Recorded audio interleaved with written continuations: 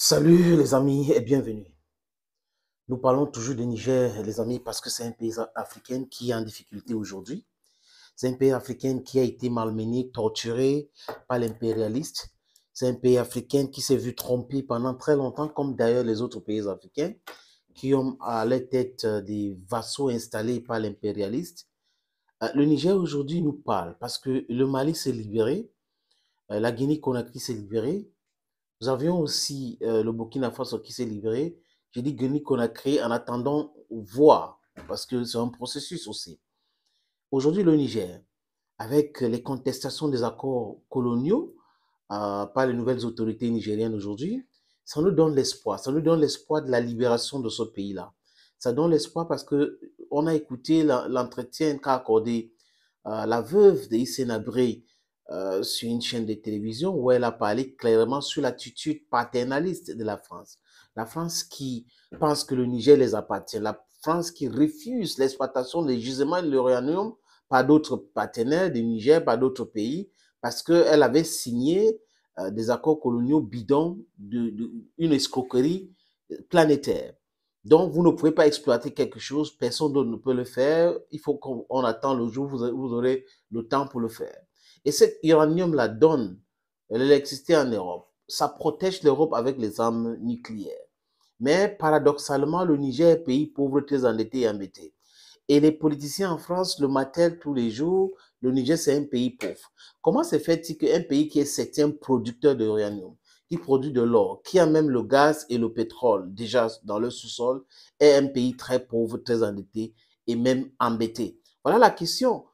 On peut comprendre tout cela, l'agitation de la France aujourd'hui qui refuse des partis. Mais la France doit savoir que ses propres incohérences, on les voit. On voit les incohérences dans le discours diplomatique de la France au Tchad. Allez au Tchad, regardez l'histoire du Tchad. Jusqu'à présent, vous allez comprendre que la France est tellement incohérente. Regardez le Cameroun, regardez le Congo, regardez le Gabon, regardez la Côte d'Ivoire, regardez le Sénégal, et j'en passe. On peut citer les incohérences de la France, qui laisse prospérer les situations chaotiques juste pour le désordre et parce que ça va les profiter, pour venir donner l'assurance vie à certains régimes avec les soi-disant protections. Chers amis, chers peuples africains, nous devrons dire non à cela. La jeunesse africaine aujourd'hui est vaillante, est intelligente, est prête à combattre cet impérialisme sauvage-là. Je dis, je répète encore, nous les jeunes en Afrique aujourd'hui, nous voulons travailler avec tout le monde. Oui, parce qu'on ne va pas laisser notre combat aux autres, à nos enfants. Ce n'est pas acceptable cela. Et si les gens ne veulent pas nous respecter, nous devrons tout faire pour se mobiliser, pour les chasser par tous les moyens. La guerre de la communication, nous devons la gagner. La guerre même sur le terrain, nous devons la gagner. C'est de ça qu'il est question. Nous ne devons pas dormir. Restons éveillés. Mobilisons-nous pour sauver le Niger. Parce qu'après le Niger, il y a un autre pays africain qui va se sauver. Et les pays qui s'amusent à chercher à entrer en guerre avec le Niger ne comprennent pas de quoi il est question. La complexité de cette affaire, chers amis, c'est très complexe. C'est très, très complexe. Et les nouvelles autorités au Niger ont dit ça de façon claire, limpide. Le porte-parole des nouvelles autorités qui s'appelle Amadou Abdraman a été clair, le colonel-major. Le général Abdraman Tiani a aussi dit ça clairement. Si vous nous attaquez, nous allons vous attaquer. Si vous nous attaquez, nous allons vous attaquer. Je vous explique en quelques mots, les amis, la complexité de cette affaire. Le Nigeria, c'est le seul pays aujourd'hui où on peut mettre une base réelle pour attaquer le Niger. On a le Ghana, on a le Togo, on a le Bénin qui ont des frontières avec le Niger. Mais voilà, ce sont des petits pays qu'on peut déstabiliser à tout moment. Et je vais dire, aucune jeunesse dans ces pays que j'ai cités n'a autorisé un gouvernement d'aller attaquer le Niger. La majorité de la jeunesse béninoise ne veut pas de cette intervention. La majorité de la jeunesse ivoirienne ne veut pas de cette intervention. La majorité de la jeunesse togolaise ne veut pas de cette intervention. La majorité, most of Nigerian youth don't want Nigeria to go in war with Niger. La majorité de la jeunesse sénégalaise n'est pas d'accord avec tout ce que Macky Sall est en train de faire. D'ailleurs, Zinguicho a été coupé, l'Internet et autres, dont la jeunesse dans ce pays est mobilisée. Donc, les pays que j'ai cités là, ce sont des pays va-t-en-guerre, des pays qui veulent envoyer les hommes pour aller faire la guerre au Niger.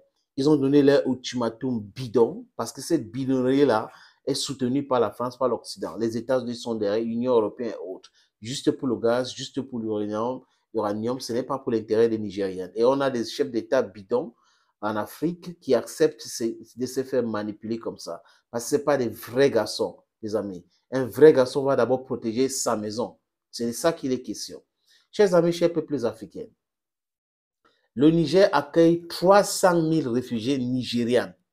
Je répète, le Niger accueille 300 000 réfugiés nigérians. Et s'il y a des hostilités, le Niger va les lâcher. Et si le Niger les lâche avec le terrorisme dans ces zones, vous savez que les terroristes, ils aiment le désordre. Et il y a beaucoup même qui veulent s'installer au Nigeria. Ils vont entrer au Nigeria. Donc, tout le nord du Nigeria sera déstabilisé. Écoutez très bien. Tout le nord du Nigeria sera déstabilisé. Et la Côte d'Ivoire ne serait pas épargnée. Le Ghana, le Togo ne seraient pas épargnés. Ces pays partagent les frontières avec le Niger et ou avec les pays qui soutiennent ouvertement le Niger, comme le Burkina Faso et comme le Mali. Le Mali peut laisser ses frontières aux militaires nigériens de faire ce qu'ils veulent pour attaquer les autres pays. Et il y aura un désordre dans cette sous-région incroyable.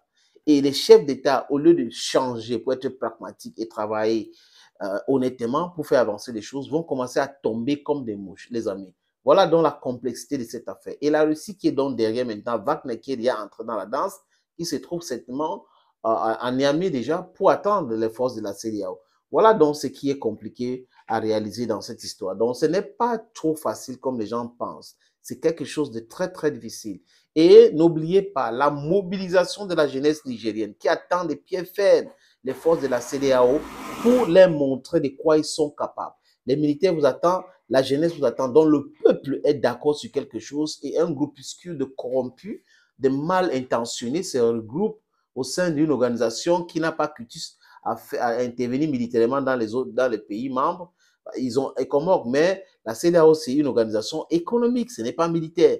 Donc aujourd'hui, la CEDEAO décide de venir installer un vendu, de venir installer un agent commercial de l'impérialiste, venir réinstaller un monsieur qui ne respecte pas son armée et autres, qu'on appelle Bazoum, un monsieur qui appelle la communauté internationale, dite internationale, où les États-Unis de venir intervenir pour les réinstaller au pouvoir. Et vous pensez qu'il peut vraiment être présent dans ce pays? Ça dit qu'il faut changer toute l'armée nigérienne et la jeunesse nigérienne pour que ce monsieur devienne président encore. Non, il n'est pas plus important que le Niger. Le Niger est plus important que Bazoum. Bazoum, ce n'est pas le Niger. Patrice Talon doit savoir que le Bénin, ce n'est pas Patrice Talon. Alassane Ouattara, ce n'est pas la Côte d'Ivoire. Macky Sall, ce n'est pas le Sénégal. Faure Eyadema, ce n'est pas le Togo. Je répète, Nana Akufo-Addo n'est pas le Ghana. Nana Akufo-Addo is not Ghana. Ghanaians are much more important than the president of Ghana. Nigerians are millions and millions of times much more important than Tinubu, who is on an ejectable seat. The Constitutional Court will be meeting on the 14th of this month. Maybe his election will be annulled. So these are people who want to create havoc without thinking about the consequences. Et si le Tchad s'amuse à envoyer les hommes, c'est fini pour la famille Déby. Voilà, leur gouvernement, it will be toppled. Their government will be toppled and Chadians will be free. Thank you, friends, for watching this video on this platform. Stay blessed. Bye-bye.